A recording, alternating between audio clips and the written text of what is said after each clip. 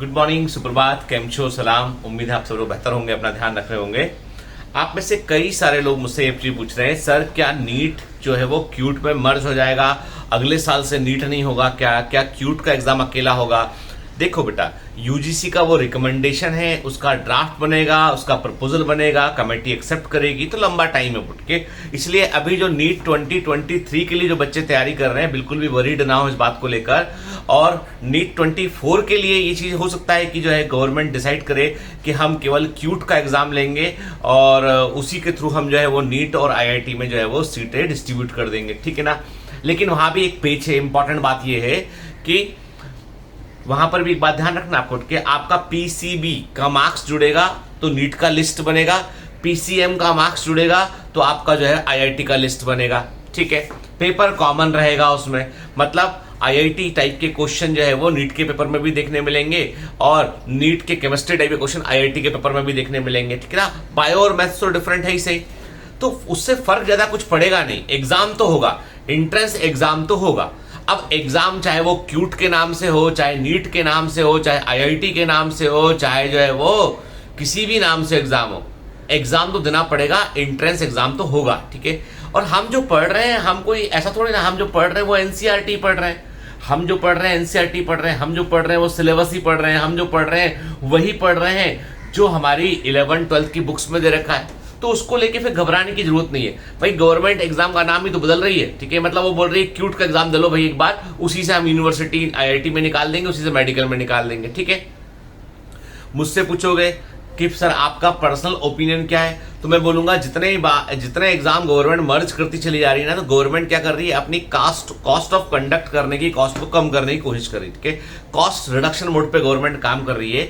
और दूसरी बात यह है कि मुझे लगता है कि जो ट्रांसपेरेंसी अलग अलग एग्जाम के होने में होती है, वो ट्रांसपेरेंसी जो है वो खत्म हो जाएगी उसमें, ठीक है। मतलब उसमें क्या हो ना कि वो सब एक ही जगह बैठ रहे हैं, वहीं से लिस्ट बन रही है। तब मुझे समहाउ ऐसा लगता है कि मैं तो आज भी ये मानता हूं कि पहले के जमाने में स्टेट पीएमटी हुआ करता था, फिर ऑल इंडिया पीएमटी हुआ करता था, एम्स का सेपरेट एग्जाम हुआ करता था, ठीक है, एएफएमसी का सेपरेट एग्जाम हुआ करता था। तो मैं पता नहीं उस सिस्टम को, मतलब मेरा व्यक्तिगत सोचना है ऐसा कि मैं उस सिस्टम को ज्यादा सही मानता था, क्योंकि उससे मल्टीपल चांसेस बच्चे के पास हुआ करते थे कि ये एग्जाम नहीं निकला दूसरा निकल गया। मैंने कई बच्चे से देखे थे जिनका मेरे समय में एमपी पीएमटी में अच्छा नहीं कर पाए वो, लेकिन एम्स में अच्छा कर दिए वो, ठीक है, या एएफएमसी पहुंच गए वो। तो मतलब चांसेस कम होते चले जा रहे हैं। बच्चा एक एग्जाम मिस किया किसी कारण से तो वो पूरा साल उसका मिस हो गया। खैर, सुनने में आ रहा है कि क्यूट को 2 बार लेंगे ये लोग, लेकिन मेडिकल काउंसिल ऑफ इंडिया के जो अपना जो मेडिकल बॉडी है उसके ओपिनियन के बगैर यूनिवर्सिटी डिसाइड नहीं कर सकती, क्योंकि 2 बार मेडिकल कॉलेज में इनटेक साल भर में हो नहीं सकता है। उस लेवल का इंफ्रास्ट्रक्चर नहीं है हमारे पास में कि साल में 2 बैचेस अंदर ले लें, या एक बैच को में से बच्चे लेके मेरिट बना के रख लें और अगले बैच, मतलब इतने बैचेस का आएंगे कहाँ से, कहाँ सेट करेंगे उसको। तो बहुत सारे ऐसे इश्यूज हैं जो प्रैक्टिकल नहीं है इस मामले में। अभी तक देखो आप, नीट का एग्जाम जो है साल में एक ही बार होता है, क्योंकि मेडिकल में ऐसी गुंजाइश ही नहीं कि साल में 2 बार बच्चे इंटर कर सकें उसमें, ठीक है, क्योंकि बहुत सारा हैंड्स ऑन ट्रेनिंग भी होता है। फाइनल ईयर के आसपास जो है वो बच्चों को हॉस्पिटल जाना पड़ता है, पेशेंट्स को देखना पड़ता है, क्लिनिकल ड्यूटीज लगती हैं, बहुत सारी चीजें होती हैं। तो अभी आप इस फेयर में मत पड़िए कि नीट और क्यूट का क्या होगा, है ना, आईआईटी क्या मर्ज कर जाएगा। वो जो होगा देखी जाएगी यार। जब भी इंसान ही निकलेंगे तब भी पीसीबी ही पढ़ना पड़ेगा, ये जो पढ़ रहे हैं वही पढ़ना पड़ेगा, है ना, ठीक है।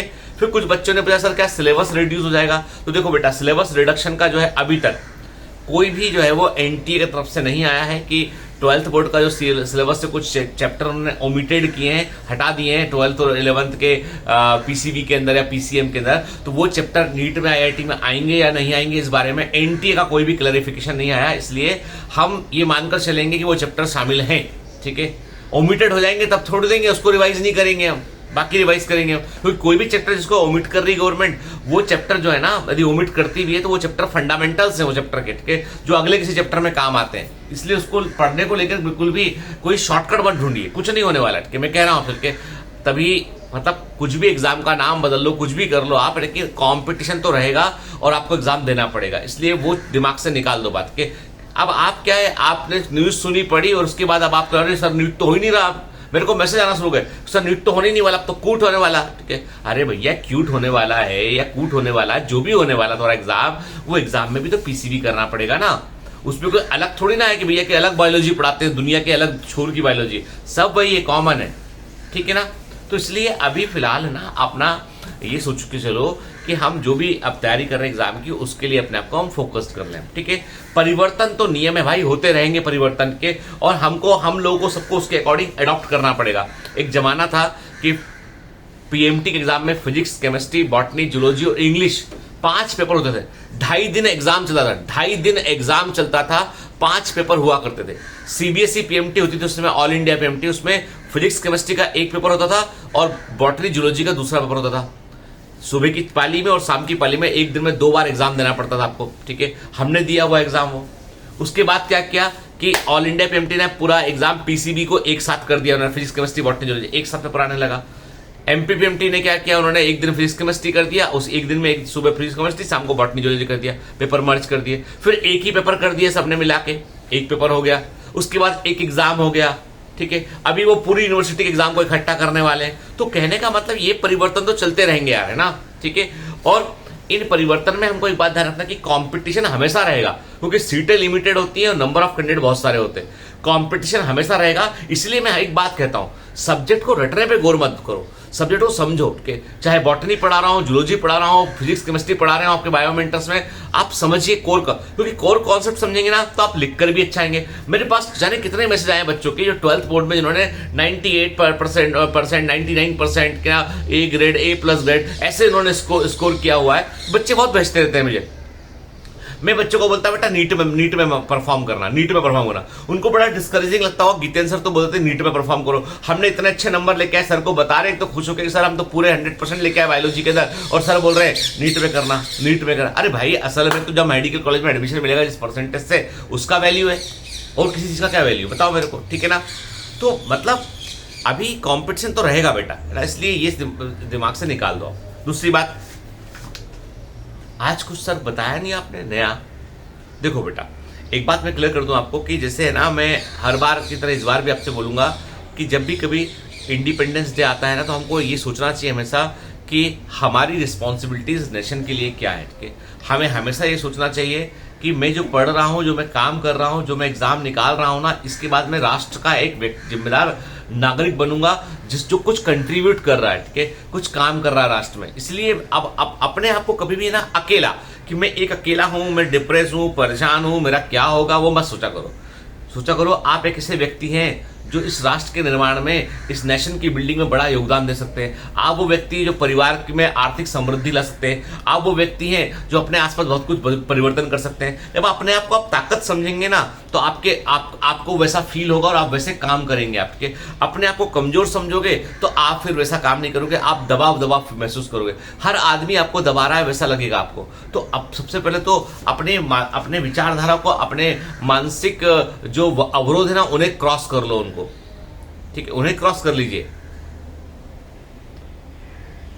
तो आप बहुत कुछ कर जाएंगे। आप सारा खेल दिमागी ट्रेनिंग का है।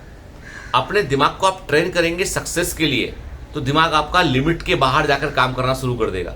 आप अपने दिमाग को बोल देंगे भाई हमसे नहीं हो पाएगा, तो दिमाग अपने आप को कंफर्ट जोन में डाल देगा। सारा खेल यही है कि कंफर्ट जोन से बाहर निकले या नहीं निकले, और हमको कंफर्ट जोन से बाहर निकलना ही पड़ेगा यदि सफलता चाहिए हमको।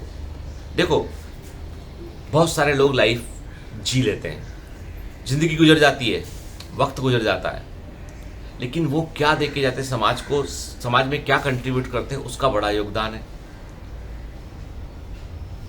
आप हमेशा इस बात का ध्यान रखिए कि आपको जब भी कभी आपको जो है वो ऐसा लगे ना कि मैं सफल हो पाऊंगा या नहीं हो पाऊंगा, तो एक बात जरूर सोचा करो, आप इस दुनिया के अनगिनत ऐसे प्राणी हैं जो कुछ नहीं कर सकते।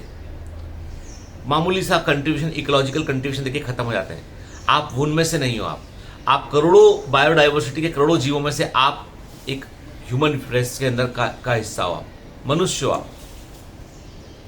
And you are the significant player in this ecosystem. ठीक है, इसलिए मैं तो कहता हूं बायोलॉजी से सोचना शुरू करो कि हम श्रेष्ठ हैं। हम श्रेष्ठ हैं इसलिए मनुष्य है, और जब श्रेष्ठ है तो हमको बेहतर काम करना पड़ेगा, है ना, कोशिश करनी पड़ेगी हमें। हम क्यों नहीं कर सकते, दूसरा कर सकता तो हम भी कर सकते हैं, है ना। तो हमेशा अपने आप को पॉजिटिव रखा कीजिए इस चीज़ के लेके, ठीक है। और अभी ये ना, ये क्यूट का ना, नीट का, ये सब छोड़ो, अभी पढ़ने पर फोकस करो। अभी बहुत छुट्टियां मिली इस मंथ में आपको बैकलॉग कवर कर लेना, उन जो बैकलॉग लगा है उसका।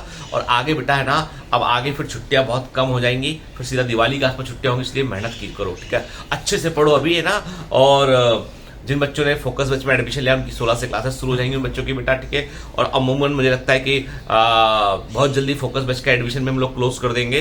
तो अभी आप लोग है ना पूरा पढ़ाई पर फोकस कीजिए, सिर्फ पढ़ने पर फोकस कीजिए। अभी आपको गोल ये है कि हमको 720 आउट ऑफ 720 लेकर आना है बेटा नीट 2023 के अंदर, ठीक है।